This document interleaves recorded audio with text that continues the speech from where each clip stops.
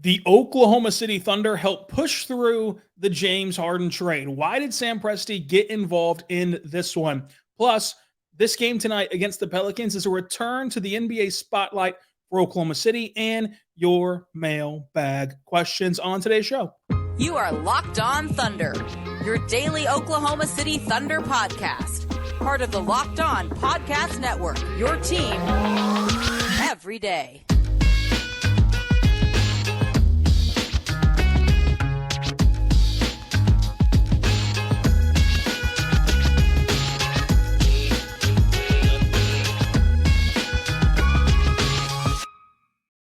Let's get it going on the Locked On Thunder podcast, on the Locked On Podcast Network, your teams every day.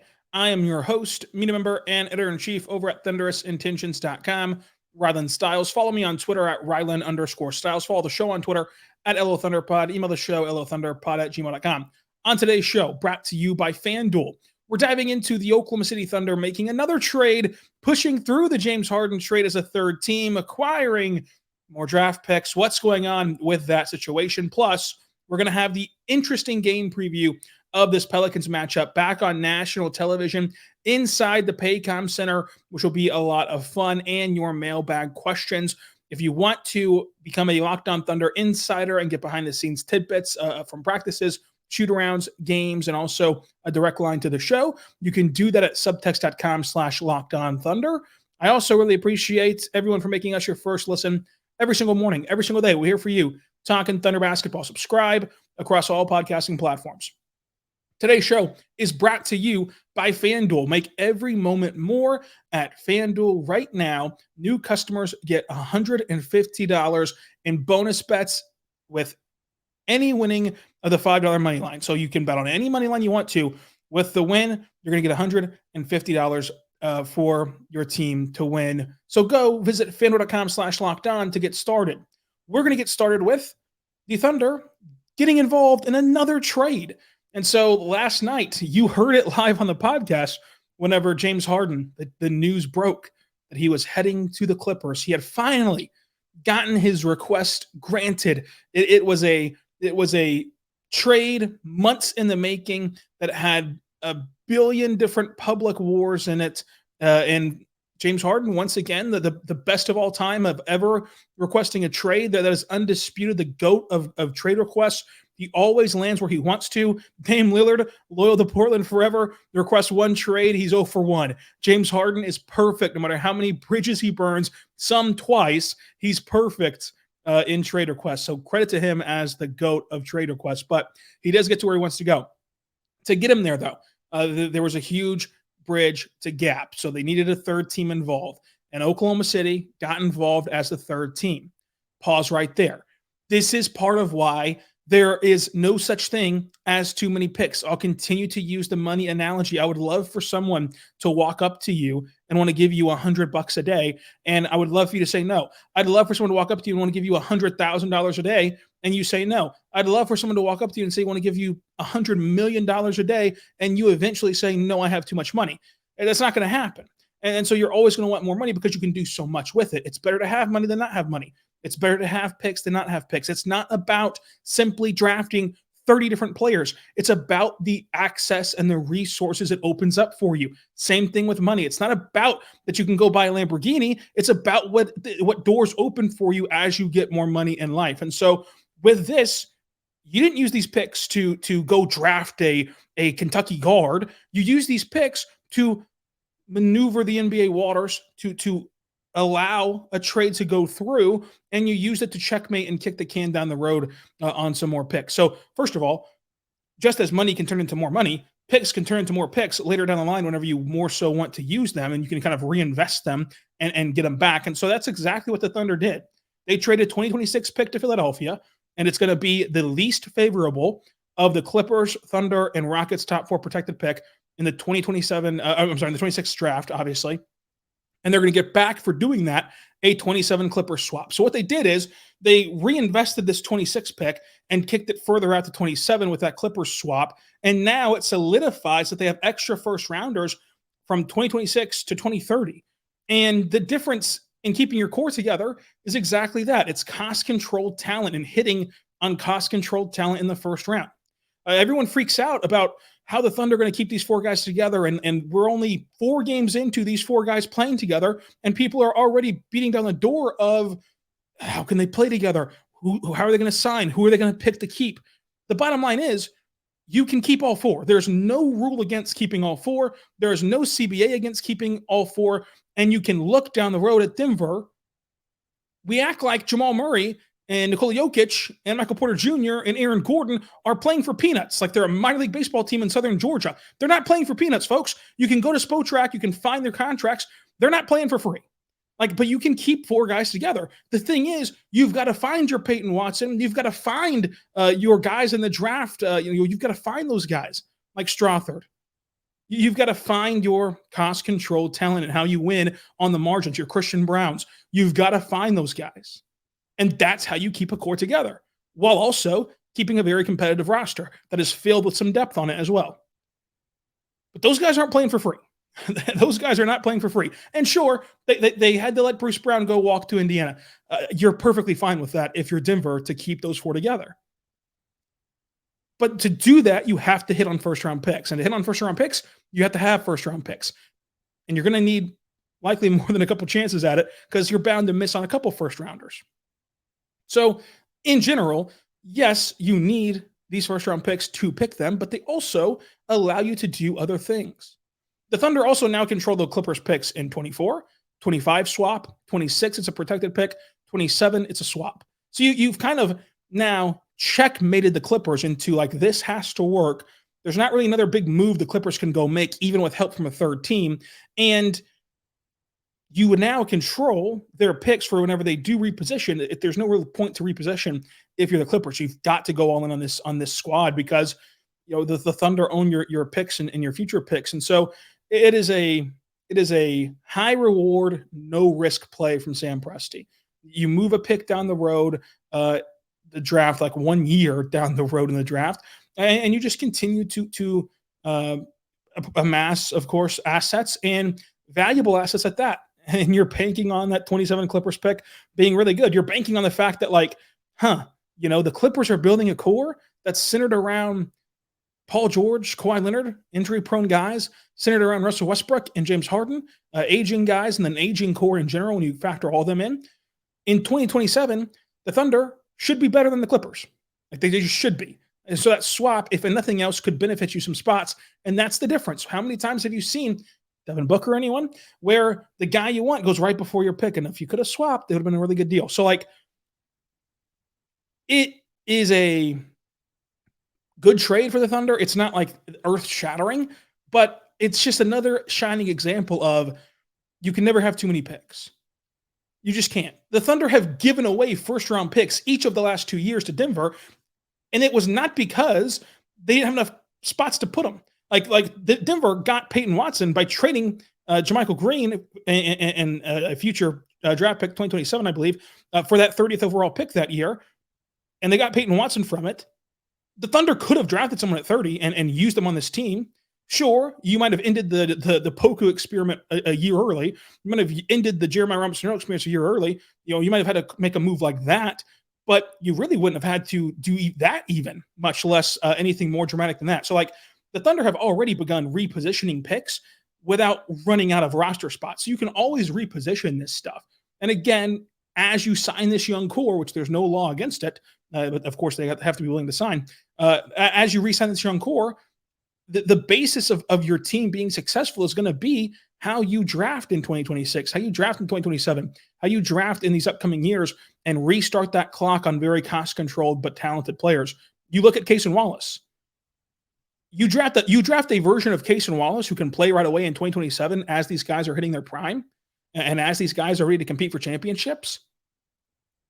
That does wonders for you. That's the difference in winning a title. Christian Brown is the difference in winning a title for your young core. Of course, it's all about the core, right? It's all about Murray, Jokic, MPJ, Gordon. Those are the guys.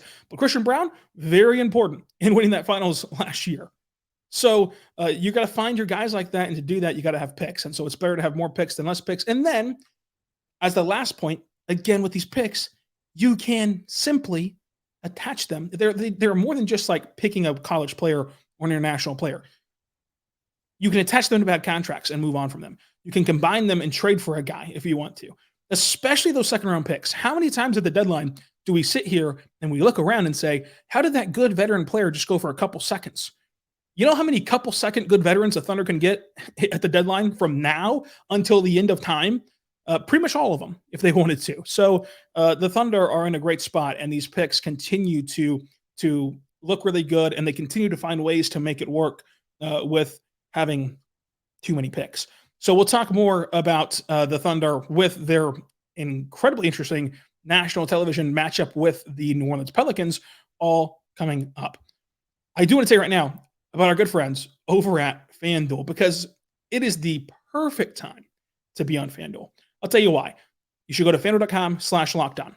So new customers who go to FanDuel.com/lockedon will get $150 in bonus bets with any winning of a $5 money line bet.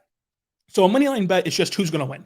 So the money line, there's no spread, there's no other gambling knowledge you need. It's just who's going to win the basketball game, the football game, whatever sporting event you're betting on, who's going to win. And so what you should do here is, this is sound advice. What you should do here is just bet on who you are almost sure is going to win, because it isn't, you just need to win. And then you bet that $5, you're going to get $150 on top of that winning whenever you do it at FanDuel.com/lockedon for the first time.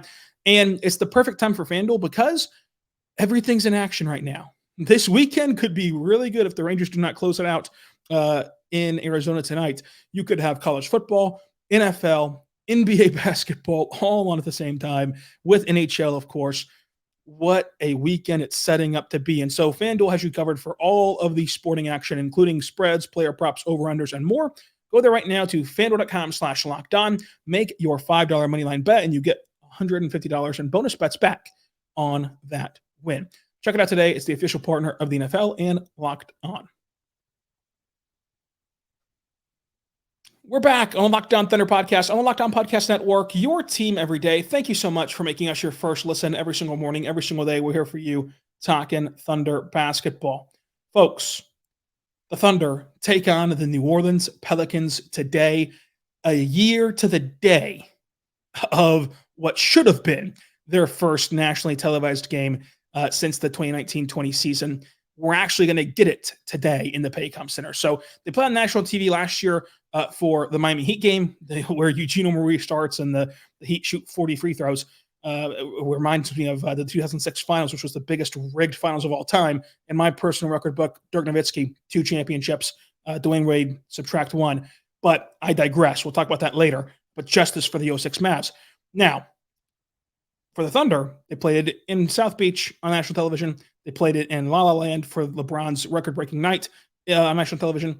They have not played in the compound on national television since the 1920 season. So it would have been last year, November 1st, against Orlando. Chet's injury, they flexed that game out from TNT. It actually ended up being a fantastic game where Shai locked down Franz Wagner at the end, and it really helped the Thunder win that game. It's a great game. But a year later, we're back in the same spot. This time it's actually happening. It's on ESPN tonight on Wednesday, November 1st. What a game this will be. I would keep an eye on the injury report all day long. They update them hourly. But as of right this moment, Kenrich Williams is out with a back injury, back sprain, but not sprain, back spasm. Jay Will is out still with that hamstring injury. Keontae Johnson is with the G League team. Camp is starting media day Thursday for the Blue. He's with the G League team. He was also inactive on what was that day? Monday with the Pistons game.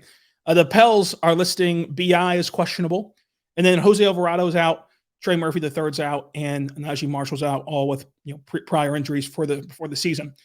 This game is going to be a return to the spotlight for the Thunder.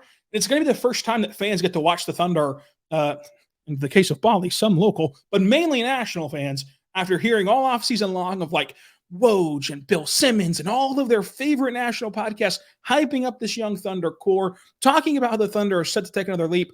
Reggie Miller putting them in tier 1 of the West. You have all these predictions of how good they're going to be. This is the first time that a large-scale audience will get to watch the Thunder play this year. And for some of them, first time they watch this young core, period. And of course, first time they see Chet Holmgren in the NBA. It'll be on national TV, ESPN Paycom Center tonight.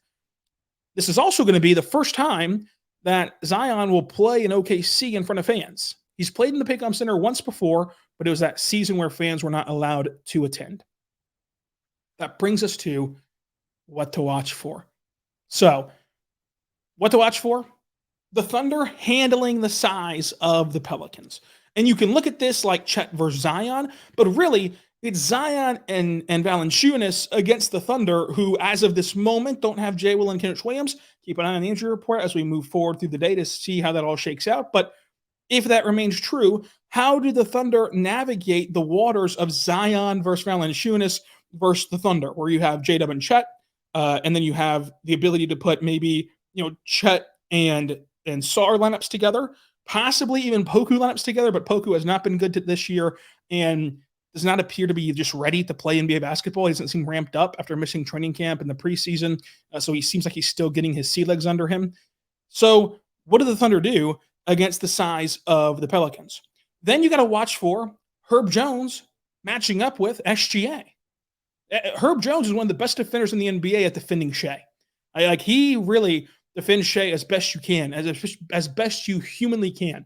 And that leads to the question of, will Shai get to the line? Here's the kicker. SGA last year, the year where he explodes at the line, averages 10 free throw attempts a game and a 31 point per game score.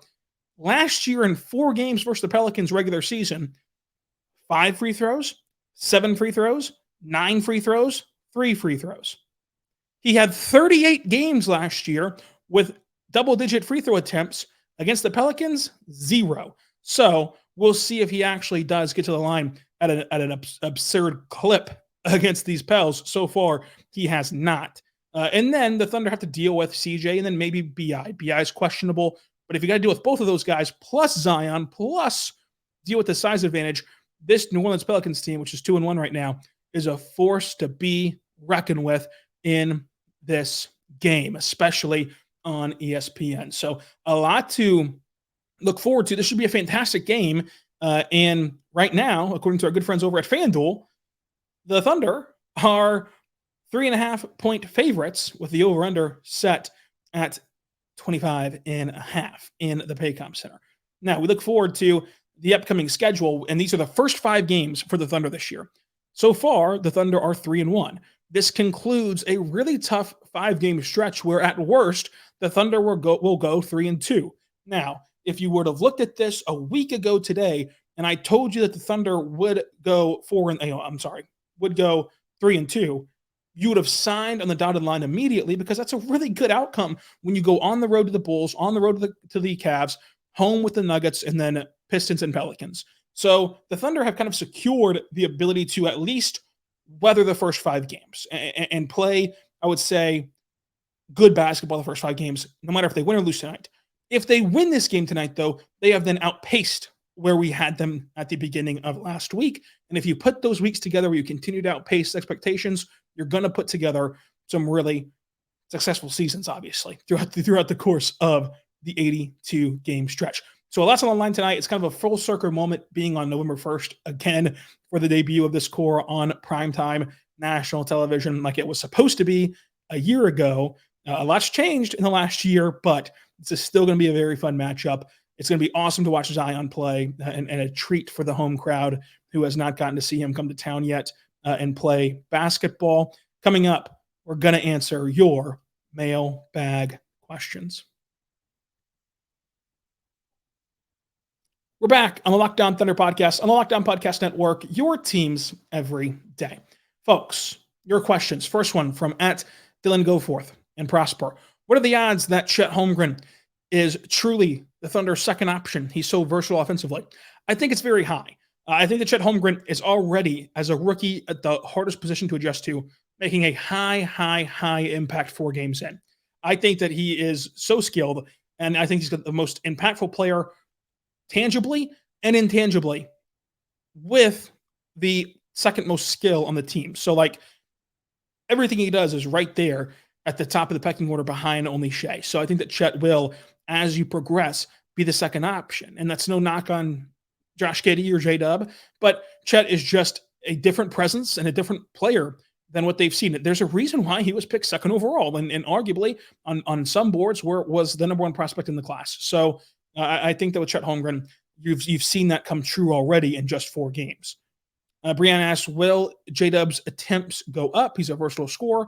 Would love for him to see more action offensively. It's an interesting question.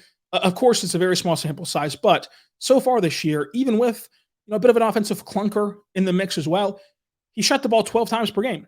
That's +2 from last year. That's a pretty, if that stayed steady throughout the course of the season, a +2 increase after the dust settles in the season is pretty good for J-Dub. I still think it goes up a little bit more than 12, than 2 shot attempts a game, but he's still feeling things out. Like the whole team is feeling things out with how to kind of hunt their shots. I think that if you do see the Thunder settle with what we saw more of against Detroit, so like against Detroit, the Thunder staggered those 3 young guys of like Josh, J-Dub, Chet, and then staggered them against SGA and Dort. So after the starting group got their run in, the bench group was either had those 3 guys, of like let's call them the youngs, or the 2 quote unquote veterans of like SGA, Dort were on the court. So if you're going to play with that 3-man pod more for J-Dub, he'll continue to increase his attempts. And you saw him kind of get more comfortable and more aggressive or assertive, whatever you want to call it, against Detroit. Now, tonight specifically might be a tough sled because of how big the Pelicans can play, but I think that he'll continue to progress. But still, even if he just goes and stays steady at a +2 shot increase with all the variables of it's only year 2, and you're mixing now in Chet Holmgren, who has to get some touches, obviously, as well, and kind of seeing where you level off in that big picture, that's still a pretty good increase from him. Tony says, besides the starters, who's been your favorite lineup so far? Really good question. It's too early to back this up with lineup data. I don't think you can gain much from lineup data right now, and we'll see where this kind of levels off at moving forward. I think that you saw how well it can work against Detroit, though. My favorite lineup besides the starters is Josh Giddey, Cason Wallace, J-Dub, Ousmane Dieng, and Chet. I think that that's a really good lineup, and it's a really fun lineup, especially with how Ousmane Dieng's playing right now. Cason, of course, has been awesome to start the season. And I think that having these 3 guys staggered against SGA and Dort, it benefits them as like a 3-man group and how they play. But it also complements this entire team because it's easier to craft a lineup around Lou Dort and SGA than vice versa, to where you can put a lot of different guys with that group, with those 2 guys, and it's going to be pretty successful mainly because SGA is there, and also because Lou Dort has really adapted to this new offensive role of just shots at the rim or threes and then playing great defense. So I love the positioning of how the Thunder stagger these things, and I love the lineup of Josh Giddey, Cason Wallace, J-Dub, Ousmane Dieng, and Chet Holmgren. Andrew asks, what does Slob Wizard mean, the new nickname for Josh Giddey? Slob and Blob are acronyms in basketball for sideline out of bounds play and baseline out of bounds play. So whenever you see the Thunder, inbound the ball from the sideline, it's a slob. The baseline, it's a blob. Typically, though, not to get confused, if the Pelicans score and the Thunder just put the ball back in play, that's not really a blob play necessarily. Typically, a blob play would be like whenever the ball goes out of bounds underneath your own basket and you got to toss it back in and get an action going. That's kind of the difference there. So slob and blob are like actual acronyms that everyone uses in the basketball world. However, Josh Giddey is insanely good at inbounding. He's an elite inbounder. I would say he's the best in the sport for my money. And he makes things happen on these plays. Like, these are great plays for him. And so John Hollinger is commenting on how good Josh Giddey is at these slob plays. And he tweets out that Josh Giddey is a slob wizard, which, if you deconstruct it, he is a wizard on inbound passes. And he is incredible. Him and Mark are incredible at sideline out of bounds plays. Like, this is a factual statement. However, when you can bind all those words together, it looks incredibly weird on paper. And so you can look at calling someone a slob wizard, and you can see how it inherently sounds pretty dirty, pretty not safe for work. Had some great jokes in it. Josh Giddey acknowledged how weird it sounds on Twitter. So people have ran with it. But it is a factual opinion from John Hollinger. Odd way of describing what was happening. Do you think that the Thunder will make a trade this year, even if it's just a minor trade? Yes. Even independent of the James Harden trade, which you can kind of already count as a trade this year, it's going to be something. It might be something totally irrelevant and totally minor, such as like Darius Bazley-ing Poku, like where they moved on from Bazley because he was going to be an RFA and they weren't going to re-sign him.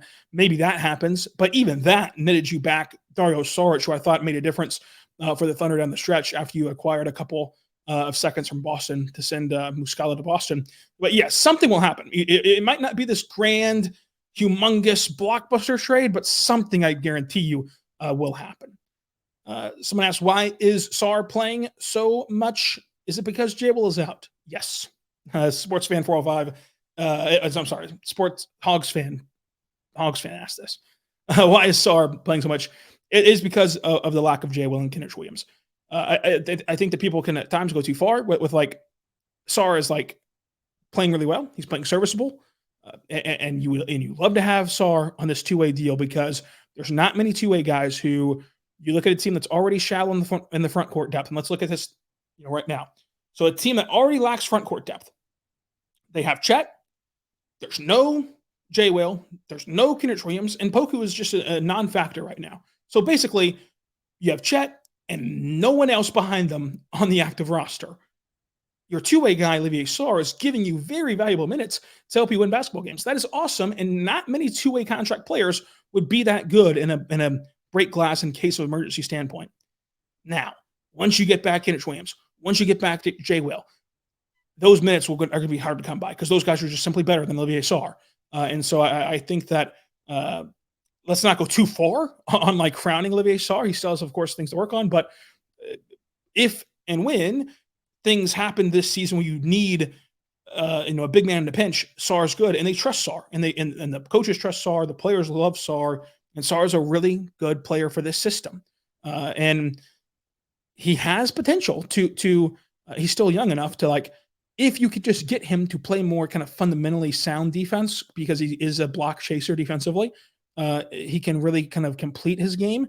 But he's still going to be a two-way guy that bounces back and forth between the Blue and the Thunder. Thunder. Speaking of the Blue, Thunder Journal, last one for today. If you send in questions, there's a big response today. I really appreciate that. Part 2 of this mailbag will be on Friday as we preview the Warriors game in the in-season tournament. There's just a lot to get to today because of the Harden trade, so we're going to do the rest of the mailbag questions on Friday as we preview the in-season tournament. So Thunder Journal says, what info do you have on OKC Blue legend Kong Kong? The people need answers. So the Thunder G League team, the OKC Blue, put out their training camp roster. Kong Kong was the star of the show on this roster. He's a guard from Kentucky State and also played in Emporia State and also played at Rochester Junior College. So a traveling man in the college circuit. 6'6" guard. He is 190 pounds. At KSU, he had 9 points, 4 rebounds, a block, and a steal per game. He shot 32% from three, but ultimately, he's a really good rim scorer, shot 63% at the rim. He's a really good catch-and-shoot guy, shot 35% on catch-and-shoot attempts.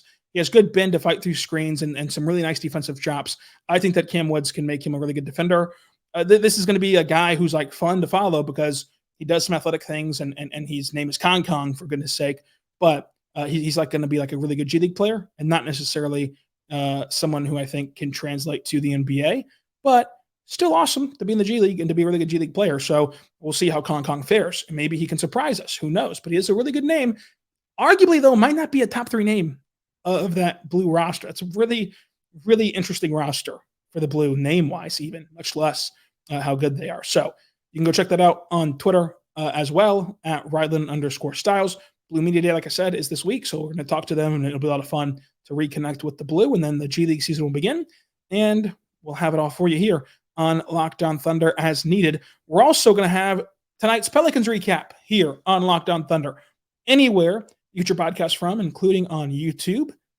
And until then, be good and be good to one another.